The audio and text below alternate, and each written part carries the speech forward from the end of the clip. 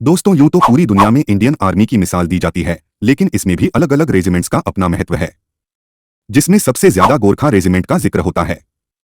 यह एक ऐसी रेजिमेंट है जिससे न सिर्फ दुश्मन की सेना बल्कि भारतीय सेना की दूसरी रेजिमेंट्स में गोरखा की बहादुरी की मिसालें दी जाती हैं। आज से नहीं बल्कि द्वितीय विश्व युद्ध के वक्त से गोरखा की बहादुरी और उनकी रणनीति से दुनिया भर की सेनाएं खौफ खाती हैं। द्वितीय विश्व युद्ध में जिस तरह से जर्मन सेना पर गोरखा रेजिमेंट ने कहर बरपाया था, उसे देखकर खुद हिटलर दंग रह गया था। उसने कहा था, गोरखा रेजिमेंट दुनिया की सबसे बहादुर रेजिमेंट है।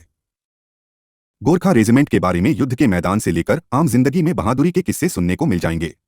गोरखा अपने आसपास हो रहे अत्याचार और अपराधों को भी सहन नहीं करते। सिविलियन लाइफ में भी वे दुश्मनों से भिड़ जाते हैं। युद्ध में ये रेजिमेंट बेहद चालाक, होशियार और खतरनाक मानी जाती है। एक बार इनसे दुश्मन सेना का पाला पड़ जाए तो फिर सिर्फ उनका शव ही वापस जाता है। ये पूरी तरह से दुश्मनों को नेस्तानबूद कर देती है, कुचल देती है। ये अपने देश और सेना के लिए बेहद ईमानदार और बहादुर माने जाते हैं। आइए जानते हैं गोरखा रेजिमेंट के बारे में। गोरखा रेजिमेंट का गठन 24 अप्रैल 1915 में हुआ था। इस रेजिमेंट का शानदार इतिहास है और यह भारत ही नहीं बल्कि दुनिया की सबसे बहादुर रेजिमेंट में से एक मानी जाती है।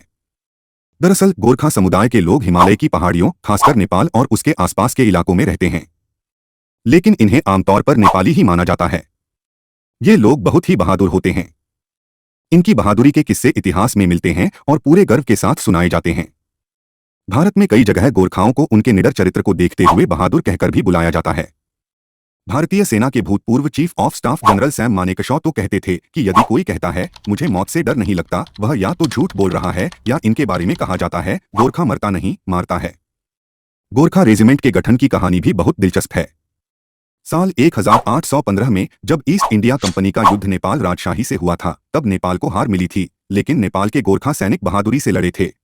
बताया जाता है कि अंग्रेजों से लड़ाई के दौरान गोरखाओं की बहादुरी से सर डेविड ऑक्टरलोनी इतने प्रभावित हुए कि उन्होंने गोरखाओं के लिए अलग रेजिमेंट बना डाला। अंग्रेजों से युद्ध के बाद 24 अप्रैल 1815 को रेजिमेंट की नींद पड़ी। बाद में जब 1816 में अंग्रेजों और नेपाल राजशाही के बीच सुगौली संधि हुई तो तय हुआ कि ईस्ट इंडिया कंपनी में एक गोरखा रेजिमेंट बनाई जाएगी, जिसमें गोरखा सैनिक होंगे। तब से लेकर अब तक गोरखा भारतीय फौजों का अनिवार्य हिस्सा है। ब्रिटिश सेना में भी गोरखा रेजिमेंट ने शुरू से ही अपनी बहादुरी का परचम लहराया और अंग्रेजों के अहम युद्ध में उन्हें जीत भी दिलाई। इसमें गोरखा सिख युद्ध, एंग्लो सिख युद्ध और अफगान युद्धों के साथ 1857 के भारतीय स्वतंत्रता संग्राम के दमन में भी शामिल हुए थे। इस रेजिमेंट का कुछ हिस्सा बाद में ब्रिटेन की सेना में भी शामिल हुआ। अब भी ब्रिटिश सेना में गोरखा रेजिमेंट एक अहम अंग है। 1947 में जब भारत आजाद हो रहा था, तब भारत, नेपाल और ब्रिटेन के बीच एक त्रिपक्षीय समझौता हुआ, जिसके तहत 6 गोरखा रेजिमेंट भारतीय सेना में स्थानांतरित कर दी गईं। बाद में एक 7वीं रेजिमेंट और बनाई गई। कहां है गोरखा रेजिमेंट? भारत में कई शहरों में गोरखा रेजिमेंट के सेंटर हैं। इसमें वाराणसी, लखनऊ, हिमाचल प्रदेश में सुबातू, शिलांग के ट्रेनिंग सेंटर मशहूर हैं। गोरखपुर में गोरखा रेजिमेंट की भर्ती का बड़ा केंद्र है। लेकिन भारत, नेपाल और ब्रिटेन के अलावा ब्रुनेई और सिंगापुर में भी गोरखा रेजिमेंट किसी न किसी रूप में है, जिसकी तारीफ हिटलर भी करता था। ऐसी है गोरखा रेजिमेंट की बहादुरी और खतरनाक रणनीति, दुश्मनों को कर देती है नेस्तानबूद। गोरखा रेजिमेंट्स की बहादुरी। रेजिमेंट्स की शुरुआत 24 अप्रैल 1815 को हुई थी। 1814 से 16 के एंग्लो नेपाल युद्ध में गोरखाओं की बहादुरी और युद्ध कौशल से अंग्रेज इतने प्रभावित हुए कि उनको ब्रिटिश इंडियन आर्मी में शामिल कर लिया। फील्ड मानेकशॉ से लेकर पूर्व थल सेनाध्यक्ष जनरल दलबीर सिंह का संबंध गोरखा रेजिमेंट से था।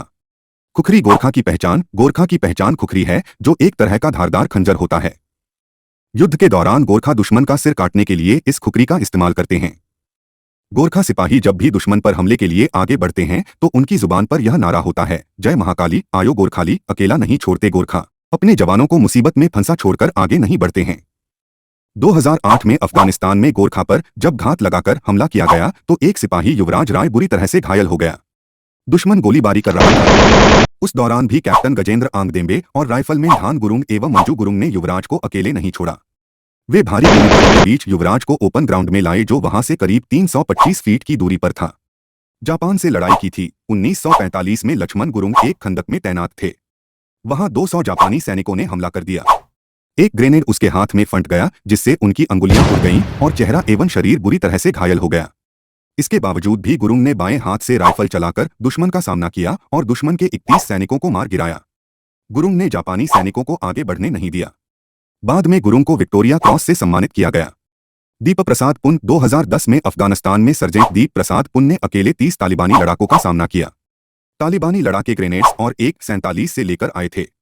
फिर पुन ने 1 घंटे से भी कम समय में उन सभी को मार गिराया। विष्णु श्रेष्ठा साल 2011 में 35 साल के सेवानिवृत्त गोरखा विष्णु श्रेष्ठा भारत में एक ट्रेन का सफर कर रहे थे। बीच रास्ते में 40 लुटेरों ने ट्रेन रुकवाई और यात्रियों का सामान छीनने लगे। विष्णु अपनी खुकरी लेकर अकेले लुटेरों से भिड़ पड़े, जिन लोगों के पास चाकू, पिस्तौल और तलवार जैसे खतरनाक हथियार थे। श्रेष्ठा ने 3 लुटेरों को मार गिराया और अन्य 8 को घायल कर दिया। इससे लुटेरे डर गए और वहां से भाग खड़े हुए। इस दौरान विष्णु ने एक लड़की को भी बचाया जिसका लुटेरे रेप करने जा रहे थे। गोरखा राइफल्स के लेफ्टिनेंट मनोज कुमार पांडे गोरखा रेजिमेंट्स के एकमात्र परमवीर चक्र विजेता थे। कारगिल युद्ध में उनकी उल्लेखनीय भूमिका के लिए मरणोपरांत उनको परमवीर चक्र से सम्मानित किया गया।